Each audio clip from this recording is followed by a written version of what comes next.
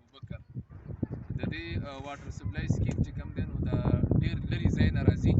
انشاءالله تعالی ویډیو کوم تاسو ته ملګري وښیي د ډېر لرې نه راځي. اخوا تقریبا 6000 فوټ نه سیوا فاصله ده، تقریبا 6000 نه سیوا یې کم باندې نو دلته به انشاءالله ډېر کېدنه کېږي او دا محله به ټول انشاءالله تعالی په دې کې کور کېږي.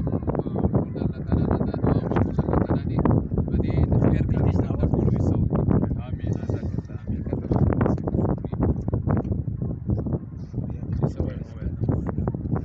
شکریہ ادا کوو د عز مولوي صاحب چې دې راغلی دلته او زموږ سره د دې سیلاب نه بعد زموږ جومات هم شهید شوی او نوی جومات تعمیر شروع دی مسجد ابوبکر او نور چې کوم دي دا کورونو والا ټول عرضي پیپان غوړولي دي او اوس خو حالات داسې راغلی چې دې سخت حالات کې موږ سره راغلی او د ماله جورکس د دې اوبو سیسټم واټر سپلای سیسټم بالکل خراب و او دې دغه راغلی دی سختي کې موږ سره ورته او دې موږ ډېر ډېر شکریه ادا کوو او الله دې اجر ورته میلاو کړي. آمین آمین آمین.